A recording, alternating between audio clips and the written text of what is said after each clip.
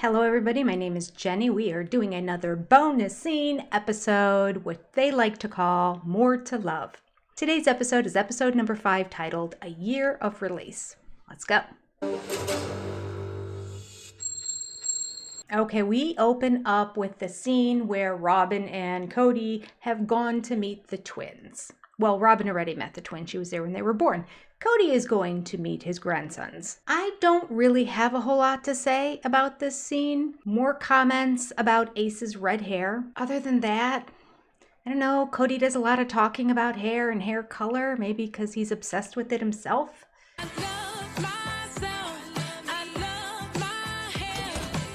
He talks about how Ace's hair looks like McKelty's hair, but McKelty's hair is dyed hair and she used to be blonde and blah.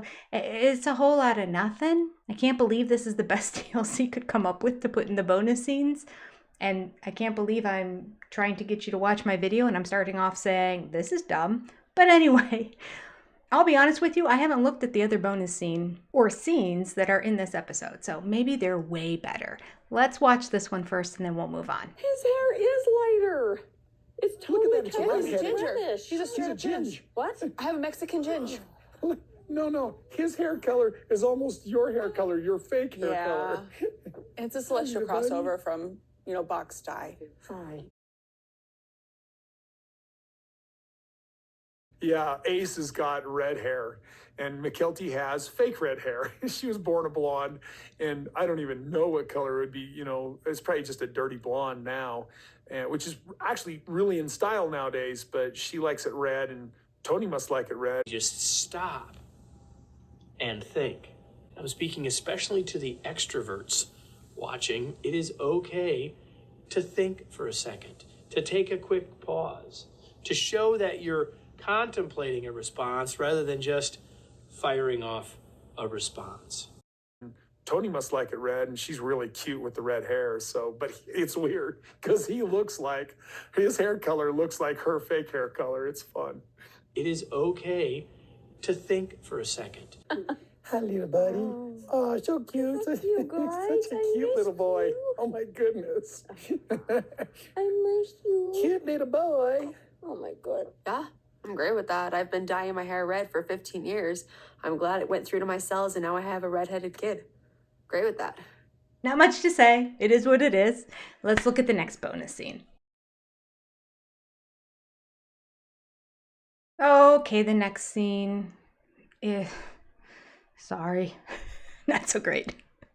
Usually when Robin and Cody are in a scene, there's some fireworks involved. Here they're holding more babies and just talking more about the color of their hair, and now we have transitioned into who do they look like.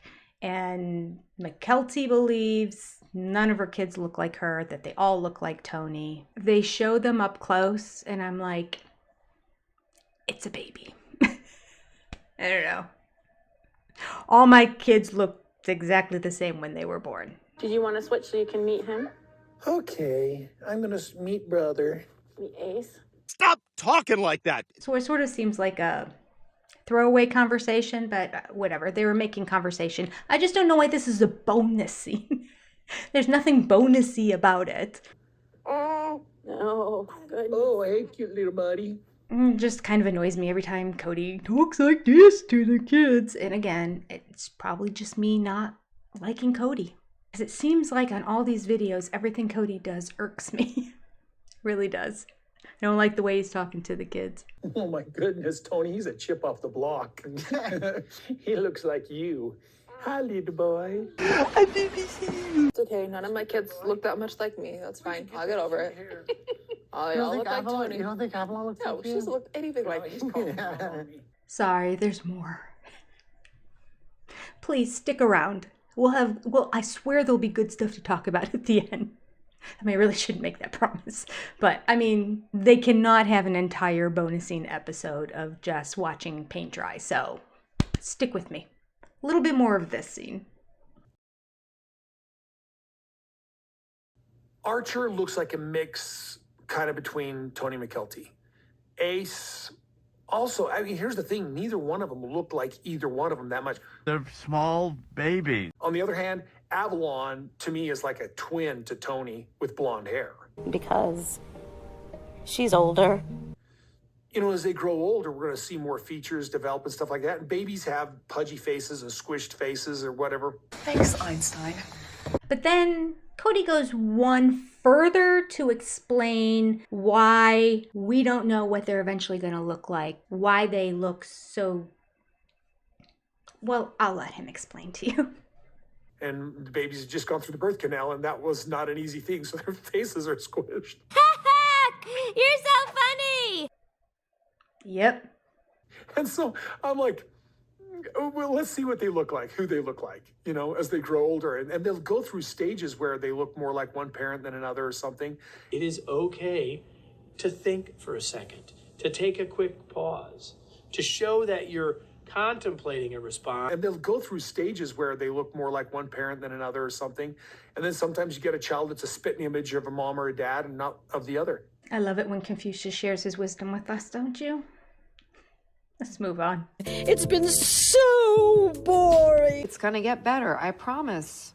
Okay, so now we have a bonus scene here from Meri. Now, this is the episode where she went and got the release. There's a lot of talking heads here where she's saying how sad she is, how emotional the week was. There's a little bit of reiterating that in the bonus scene. This week has been very interesting. I've had, my emotions have just definitely, I've had all the emotions. I've cried a ton. I've been angry. And I know this is normal for periods of grief, and that's definitely what I'm going through. I thought we were going to get some really good information, and then we just fell short. Meri didn't elaborate. TLC didn't follow up. I'll let you decide if you're frustrated. What do you think? Even though he and I have not had any sort of a marriage to speak of for nearly a decade, actually finalizing it was very emotional. It's finally done. And that's all she says. I was so excited when she started talking about it. When she said, even though we haven't had a relationship, I thought, oh, good. She is going to explain to all of us how they not only didn't have an intimate relationship for a decade, he only went on a date with her on her anniversary. He never saw her unless there was a family gathering, and there haven't been a lot of those because for 2 years, COVID kept them apart. COVID didn't do it. Cody kept his nuclear family apart from the rest of the family, including Meri. And it's never come back, right? So there's been essentially no relationship, which made me think when this release happened, and it's not her fault, she might feel a sense of freedom, which I think she kind of does now.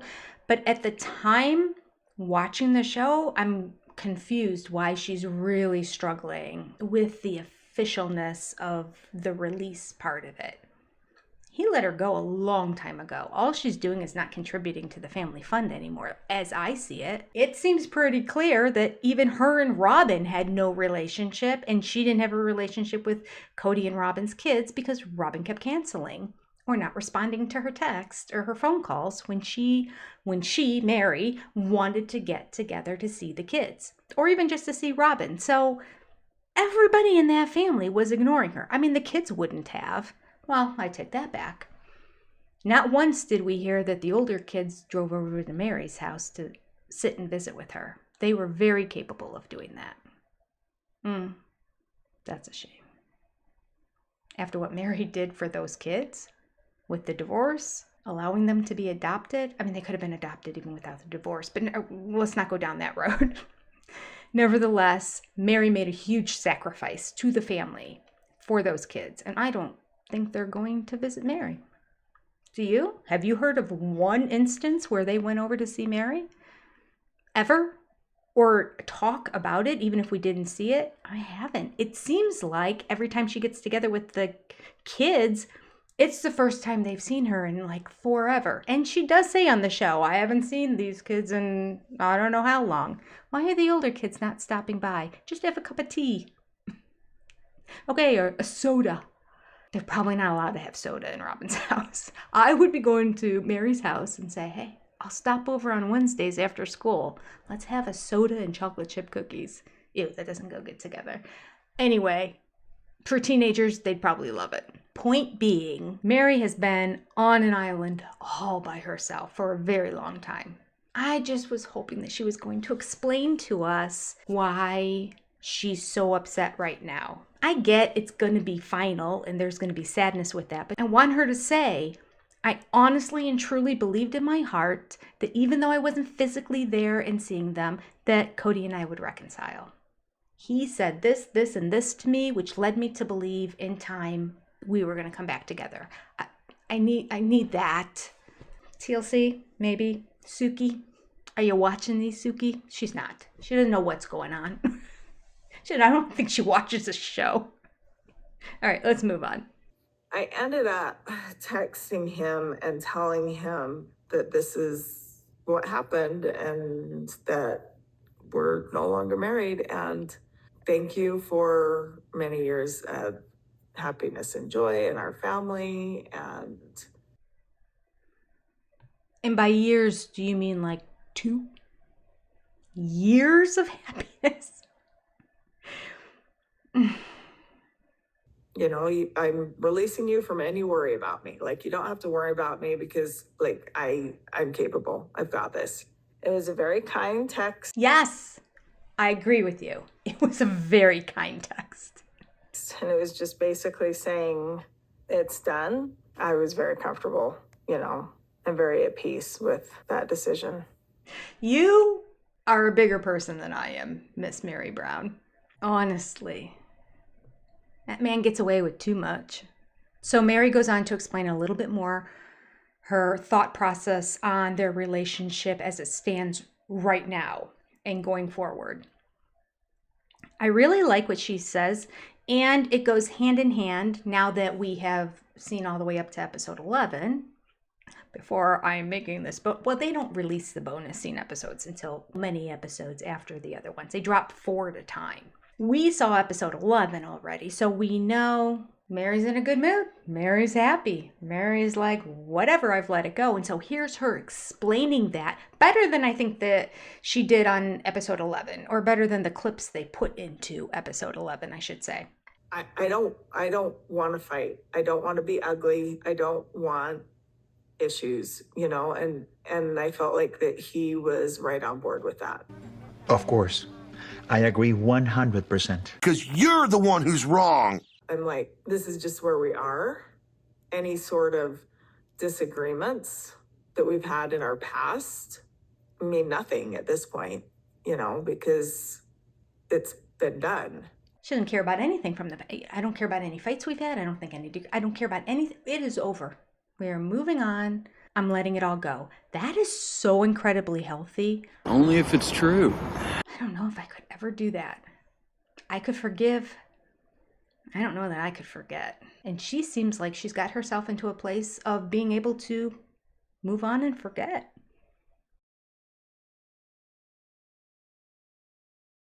I will say for the record, Meri has an amazing therapist. Whoever you are, call me.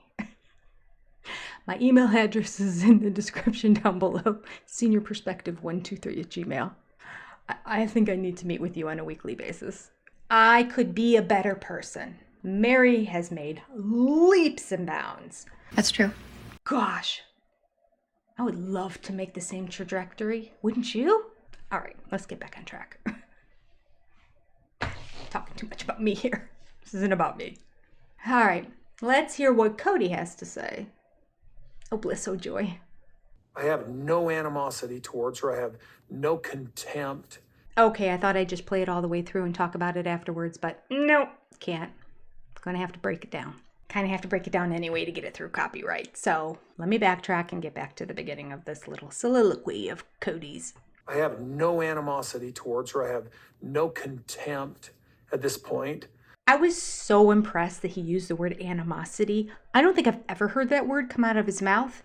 And then the next thing he has to say is contempt. Wah, wah, wah. Right when I think he's like growing a little bit, expanding that vocabulary, back to his favorite words we go. Loyalty, contempt, respect, safe.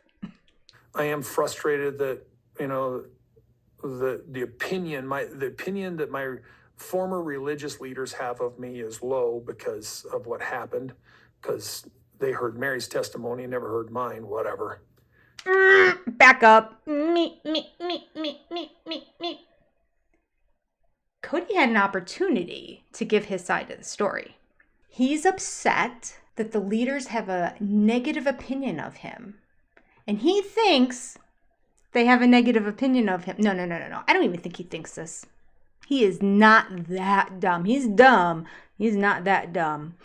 He's lying. He knows that Meri gave her side of the story and they were like, whoa, yes, release. How fast can we write it? Here you go. Would you like a cookie with you? What else can we give you? Has anyone got a Post-it note or a pen or something? How about a G2 pen? How about a pair of glasses? This is a great opportunity to remind you, before you do your Christmas shopping, quickly do me a favor and click on one of my Amazon links for my favorite things. Even if you don't end up getting them, you are still benefiting this channel, and I appreciate you. That was a little unexpected commercial. Okay, what were we talking about? All right, Cody's telling us like we're dumb and we didn't see the show. He's saying that the leaders of the church have a negative opinion about him simply because they only heard Mary's side of the story. They didn't get to hear his side of the story. Well, guess what? He was invited. Meri told him about it. He refused to even respond to her text messages when she told him where to go, when to go, all the information. He didn't go. Why didn't he go? He knows. He didn't have a leg to stand on. He didn't want to have to look them in the eye and admit all the things that Meri was saying were correct. And he couldn't lie to them with Meri in the room. He was stuck between a rock and a hard place, so he just thought, I'm going to pretend like it's not happening. No. The result? What he probably expected. I just think that he did not expect them to call him on the phone and ream him out like they did and say how disappointed they were in him. Especially because it had to have gone on speakerphone. He was driving in the car and Robin was with him. Oh, she got to hear it too. If TLC cameras have that footage, golden. That could be the trailer for next season, and all of us are jumping on board. You want to make millions, TLC? Put the footage out of that phone call. I wonder if they keep those rolling all the time. I don't know. I know they have control over turning them on and off, so there's no way those cameras were on. No way. Oh, well, a girl can dream. All right, so basically, translation, lies out of Cody's mouth. What's new? Cody starts to say nice things about Meri. I know this is going to be hard for you. I have no animosity for you. And I'm like, okay, Cody turns over a new leaf. And instantly we turn it back and talk about how Cody's a victim. He's gone through the same thing too. It's like, listen, I'm still in that place, Meri. I don't have anything bad to say about you. I know it's going to be emotional for you. I've already gone through this. This breakup happened a long time ago. You've already gone through this? As if to imply you were really emotional and torn up and hurt over the breakup that you chose to do a long time ago and not clue Meri in about? I just want to get this clear before we go on. Okay, Cody, having a difficult time with you this evening. I just can't acknowledge anybody else is going through pain unless I tell them how much pain I'm going through as well. And that's what we get here. This breakup happened a long time ago. It would have been really nice if you would have just clued Meri in that it was over a long time ago. And really clued her in and then not flip-flopped when there weren't cameras on and told her how you were planning on working on the relationship. And then with the cameras being kind of mean to her, making her completely confused. Just saying, Cody, if you wanted it to work, there were things you could have done. And you, Cody Brown, are not the victim in this situation whatsoever. All right, I think that's it. Let's see. Yep, that's it. All right, that's all we had for episode 5. We did get Cody being a little bit of Cody at the very end there, didn't we? Not the best bonus scenes episode, but it got better as it went on. All right, Thank you for sticking it out to the very end. I truly appreciate you for doing that. You take care, and I'll see you next time. Goodbye.